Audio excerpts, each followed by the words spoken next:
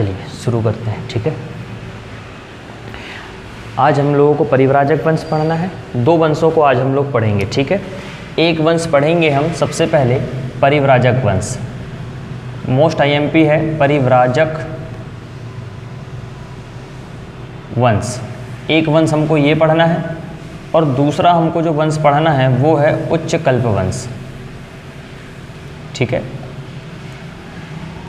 चूँकि आपको unit number 1 में आप देख रहे हैं प्रमुख राजवंश आपको पढ़ना है, तो मध्य प्रदेश के अंदर जितने भी राजवंश हुए हैं, छोटा हो चाहे बड़ा हो, जैसा भी राजवंश हो, आप सभी को पढ़ना है। ठीक है, छोटे छोटे क्षेत्र में कुछ राजवंश बने हैं, मैप के माध्यम से हम समझेंगे, आसानी से याद होगा। सबके राजाओं का नाम भी आपको याद होगा, सबके बारे में भी आपको पता चल जाएगा कि इन्होंने हमारे मध्य प्रदेश में क्या किया है। ठीक है, कुछ विशेष काम किया है अथवा नहीं किया है, बस आपको ये पता होना चाहिए कि राजवंश किस क्षेत्र में रहे हैं और उनके राजाओं का नाम क्या था और मुख्य उन्होंने क्या किए हैं, ये आपको पता होना चाहिए। इसी कड़ी में सबसे पहले आज हम पढ़ेंगे परिव्राजक वंश। ठीक है, आप सभी को पता है हम जिस टाइम पीरियड की बात कर रहे हैं ये है 5वीं सदी। 5वीं सदी का मतलब 401 से लेके 400 से लेके 500 के बीच की कहानी है ये। ठीक है, इस समय आप लोगों ने अभी गुप्त साम्राज्य को पढ़ा था। पूरे संपूर्ण भारत में गुप्त साम्राज्य बहुत विस्तृत रूप में फैल चुका था, ये सब आप लोगों ने देखा हुआ है। अगर हम मध्य प्रदेश के ऊपर कन्नौज वाले क्षेत्र में जाएं तो यहाँ पे भी गुप्त साम्राज्य है। उड़ीसा से लेके इधर आपने देखा था समुद्रगुप्त ने पूरे साम्राज्य को फैला के रखा हुआ था।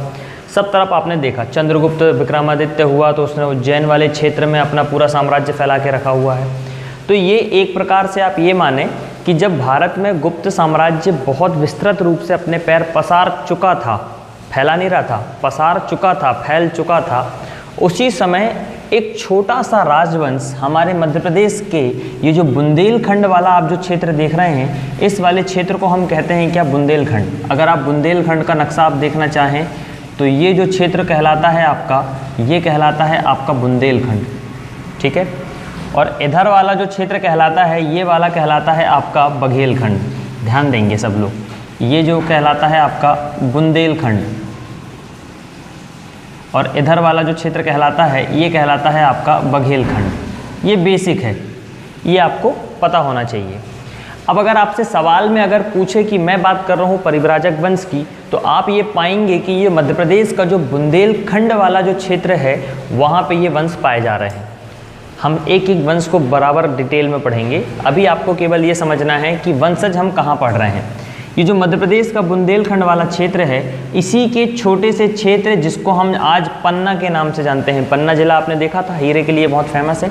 इसी पन्ना जिले में आप पाएंगे कि परिव्राजक वंश के हमको कुछ अभिलेख ताम्रपत्र मिले हैं।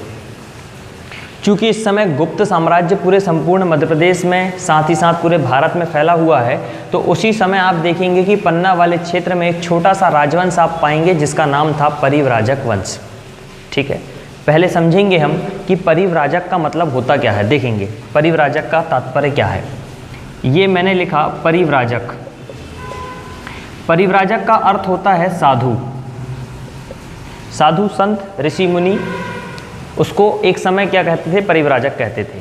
अगर आप इस वंशज के पूरे राजाओं का अगर बारे में पढ़ेंगे तो आप पाएंगे कि वो जो हैं एक किसी न किसी साधु के वंशज हैं, साधु।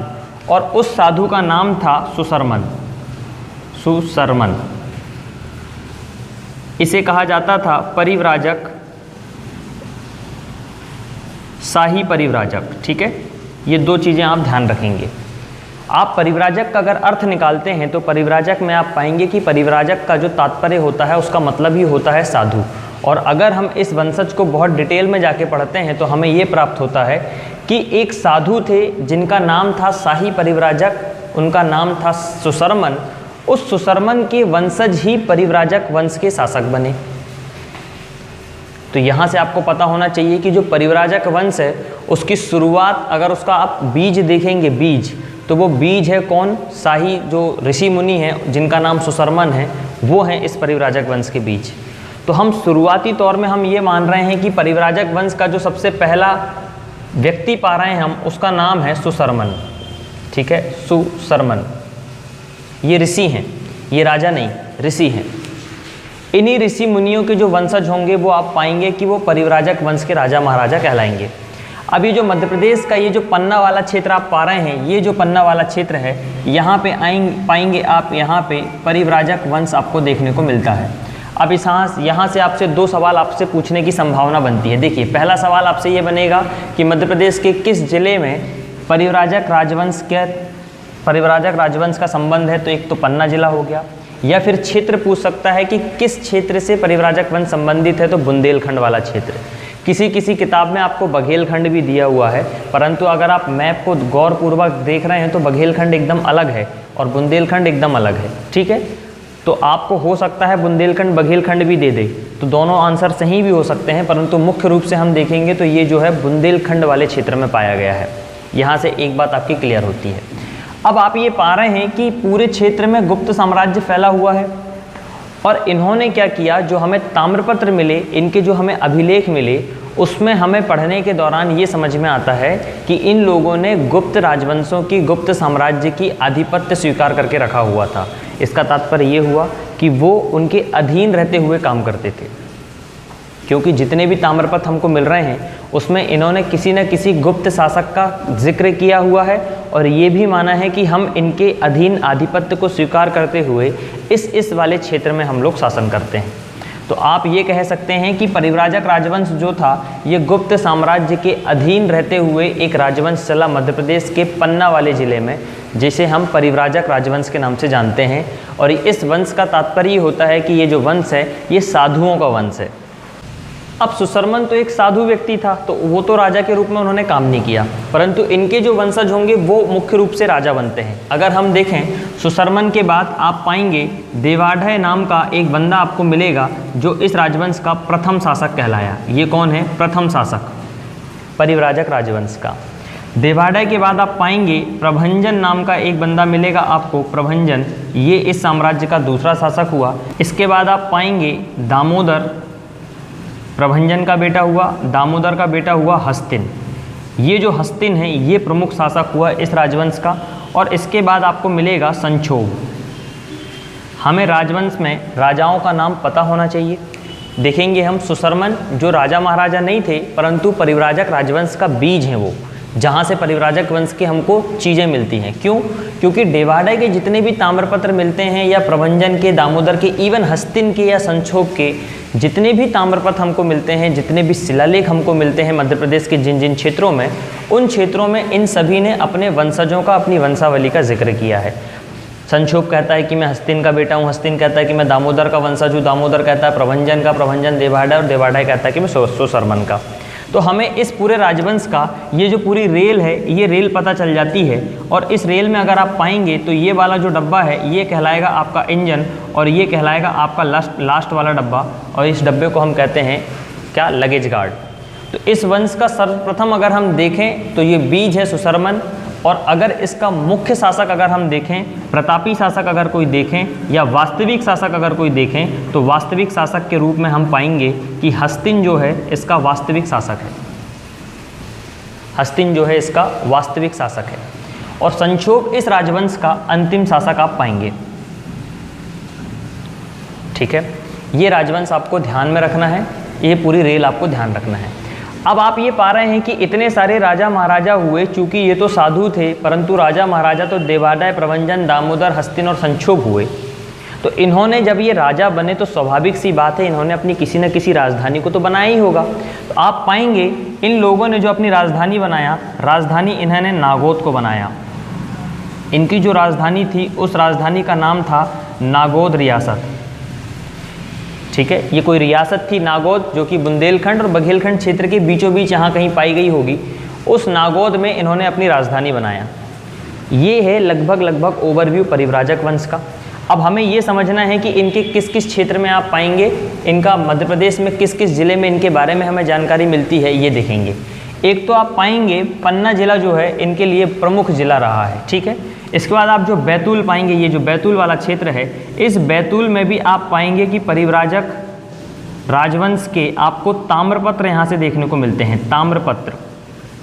तो हम ये कह सकते हैं कि परिव्राजक राजवंश का ये जो बैतूल वाला क्षेत्र है, इस क्षेत्र में भी इनका कुछ ना कुछ शासन रहा होगा, क्योंकि बैतूल वाले क्षेत्र में आप देखेंगे तो महाराजा हस्तिन और हस्तिन के साथ साथ उनका जो बेटा है संक्षोभ, इस संक्षोभ के भी हमें यहाँ पे ताम्रपत्र देखने को मिलते हैं।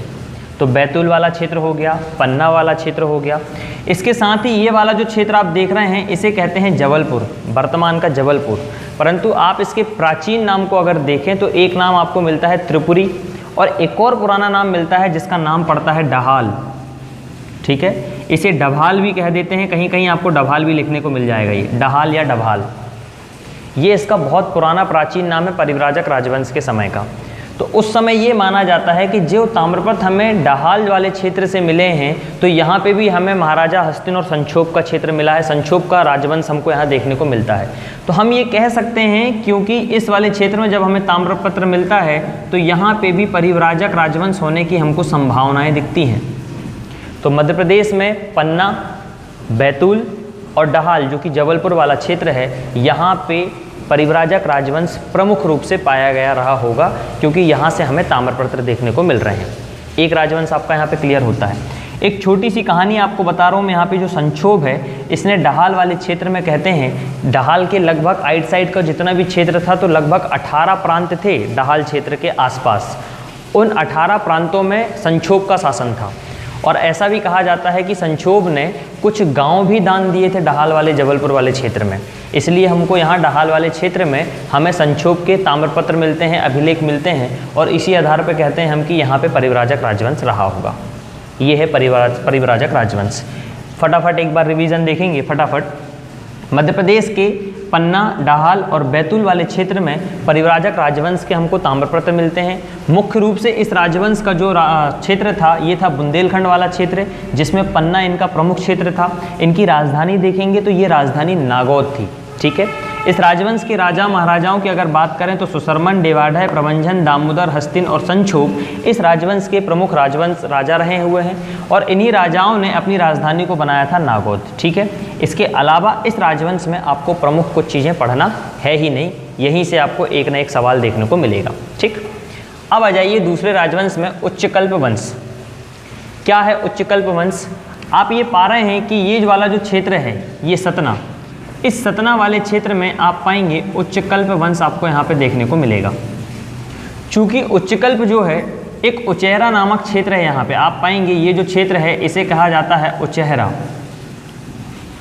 उचेहरा इन क्षेत्र उच्चकल्प वंश की राजधानी थी। इस उचेहरा वाले क्षेत्र में एक और छोटा सा राजवंश था जिस राजवंश का नाम पड़ा उच्चकल्प वंश।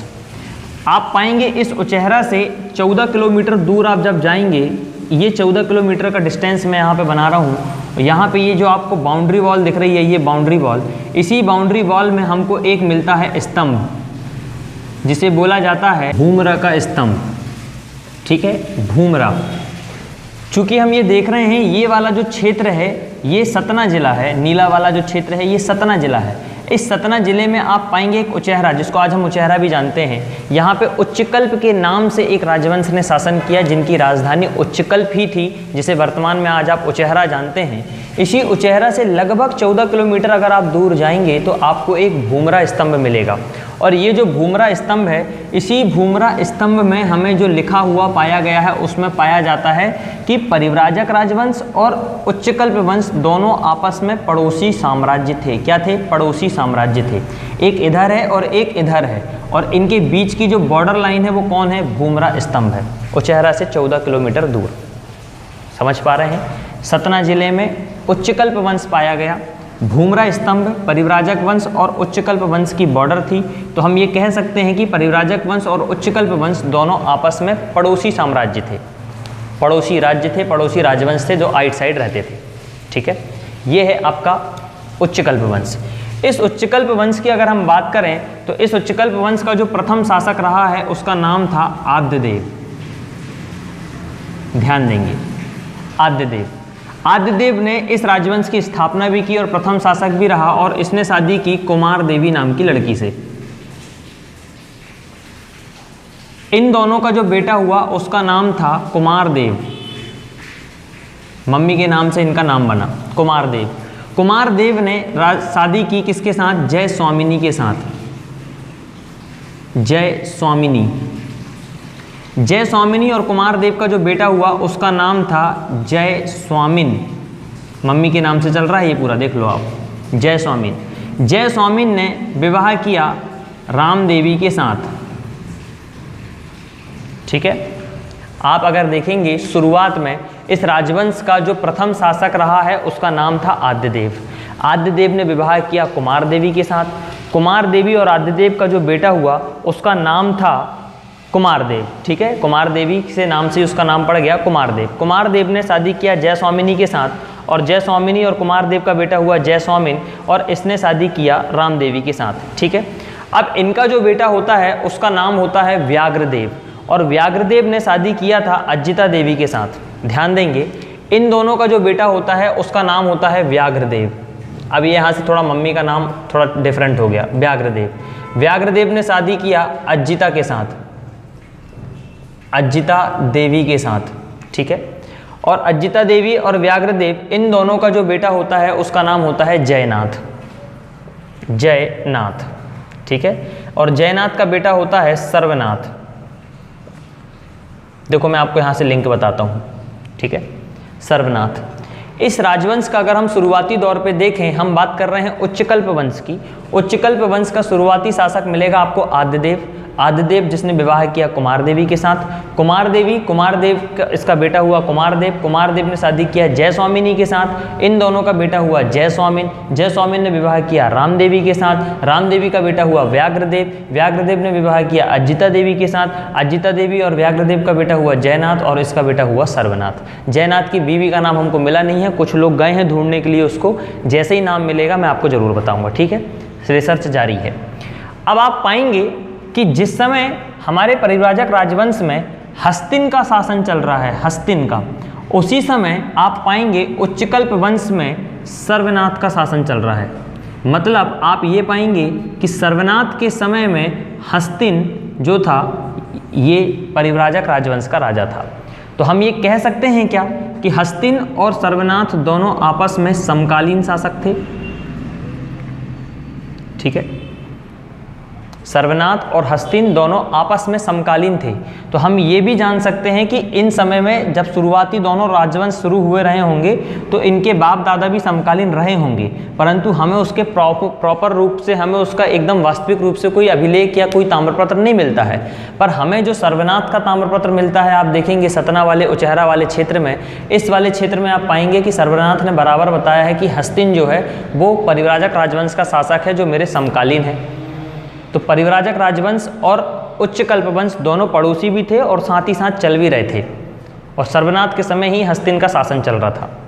ये है आपका उच्चकल्प वंश, उचहरा वंश, 2-3 नाम से पूछ सकता है, सतना का वंश या उच्चकल्प वंश या उचहरा वंश। और एक हो गया आपका परिव्राजक वंश जो कि कहाँ पे पाया गया था, मुख्य रूप से बुंदेलखंड वाले पन्ना जिले में। ठीक है, ये हैं आपके 2 राजवंश। अब एक जानकारी और आपको यहाँ पे ध्यान रखना है कि जैसे परिव्राजक राजवंश के जो भी हमें ताम्रपत्र मिले हैं, जो भी हमें अभिलेख शिलालेख मिले हैं, उसमें उन्होंने गुप्त साम्राज्य के राजाओं का वर्णन किया है। इससे हम ये पा रहे हैं कि जो परिव्राजक राजवंश है ये गुप्त राजवंश के अधीन रहते हुए काम करता था, उनका आधिपत्य में काम करता था। ऐसे ही अगर आप उच्चकल्प वंश को देखेंगे तो ये जो व्याघ्रदेव है, व्याघ्रदेव का जो हमको शिलालेख मिलता है, इस शिलालेख में इसने पृथ्वीसेन द्वितीय का जिक्र किया है, पृथ्वीसेन द्वितीय। और आप लोगों को पता होगा कि ये जो पृथ्वीसेन द्वितीय है ये वकाटक वंश का राजा है, अंतिम शासक रहा है, ये आपको पता होगा, वकाटक राजवंश का। तो हम ये कह सकते हैं कि जो उच्चकल्प वंश है इन्होंने वकाटक राजवंश का आधिपत्य स्वीकार किया था, ना कि गुप्तों का। उस समय वकाटक, गुप्त, आपने देखा था ये सब शक वक सब तो चल रहे थे, पश्चिमी क्षत्रप के शक और ये सारे। तो उसी समय आप देखेंगे व्याघ्रदेव का जो हमको ताम्रपत्र मिला है उसमें उसने बताया है कि हम लोग जो हैं वो वकाटकों के अधीन रहते हुए काम कर रहे हैं, वकाटकों का आधिपत्य हमको स्वीकार है। और किस समय इसने स्वीकार किया था? पृथ्वीसेन द्वितीय जब वकाटक राजवंश का शासक था उस समय व्याघ्रदेव ने इस उच्चकल्प वंश को वकाटकों का आधिपत्य स्वीकार करवा दिया था, उनके अधीन रहते हुए काम कर लिया था। ये है आपका परिव्राजक और उच्चकल्प वंश। संभावित क्वेश्चन डेफिनेटली बन सकते हैं, राजधानी पूछ सकता है। इस राजवंश की, परिव्राजक राजवंश की राजधानी नागौद रियासत है। आप पाएंगे कि उच्चकल्प वंश की राजधानी उचैहरा या उच्चकल्प दोनों नाम से ही मिलेगा। वर्तमान स्थिति देखेंगे आप इनकी तो पन्ना और सतना ये दोनों क्षेत्र में थे। परिव्राजक राजवंश देखेंगे तो डहाल वाले क्षेत्र में और बैतूल वाले क्षेत्र में भी आपको देखने को मिलेगा। मुख्य रूप से दोनों राजवंश देखें तो बुंदेलखंड में पाए गए हैं। कहाँ पे इनकी शुरुआत हो रही है? बुंदेलखंड में। परिव्राजक राजवंश ने गुप्तों का आधिपत्य स्वीकार किया था, जबकि उच्चकल्प राजवंश ने वकाटकों का आधिपत्य स्वीकार किया था। इनके राजा का नाम देखें परिव्राजक राजवंश में तो सुशर्मन, देवाढय, प्रभंजन, दामोदर, हस्तिन और संक्षोभ ये इसके राजा हैं। संक्षोभ इस राजवंश का संभवतः अंतिम शासक हो सकता है, क्योंकि इसके बाद हमें किसी भी राजवंश, इस राजवंश के किसी भी राजा का नाम नहीं मिलता है। ठीक है, तो ये इसका अंतिम शासक हो सकता है। हस्तिन को हम इस साम्राज्य का वास्तविक संस्थापक कह सकते हैं, क्योंकि जब हस्तिन राजा बना उसी समय इस राजवंश के पैर पसरना चालू हो गए। एक बात, उच्चकल्प वंश में अगर आएंगे तो उच्चकल्प वंश का प्रथम शासक जो रहा है आदिदेव रहा है, जिसने शादी किया है कुमार देवी के साथ। कुमार देवी और आदिदेव का बेटा होता है कौन? कुमार देव। और कुमार देव ने शादी किया जयस्वामिनी के साथ। इन दोनों का बेटा होता है जयस्वामिन। जयस्वामिन विवाह करता है रामदेवी के साथ। दोनों का बेटा होता है व्याघ्रदेव। व्याघ्रदेव विवाह करता है किसके साथ? अजिता देवी के साथ। अजिता देवी और इसका बेटा जो होता है उसका नाम होता है जयनाथ, और उसके बाद उसका जो बेटा होता है सर्वनाथ। कहीं कहीं किताब में इसको सर्वनाश भी लिख देते हैं, पर सर्वनाश इसका नाम नहीं है। सर्वनाश का तो तात्पर्य ही गलत हो गया ना। कहीं कहीं किसी किसी किताब में सर्वनाश भी मिलेगा आपको, पर सर्वनाश इसका नाम नहीं है। एक्चुअल में इसका नाम जो है सर्वनाथ है। ये नाथ ही लिखा है, सर्वनाश। ठीक है, ये आपको ध्यान रखना है। अगर समकालीन राजा पूछ लेगा तो ध्यान रखना हस्तिन सर्वकालीन था किसके? सर्वनाथ के। और उच्चकल्प वंश ने वकाटकों की अधीनता स्वीकार करके रखी हुई थी। ठीक, राजधानी इनकी उचैहरा उच्चकल्प थी। ये पूरा जो कंप्लीट रूप से ये दोनों राजवंश के बारे में आपको पता रहना चाहिए। इसके बाद हम पढ़ते हैं अगला वंश।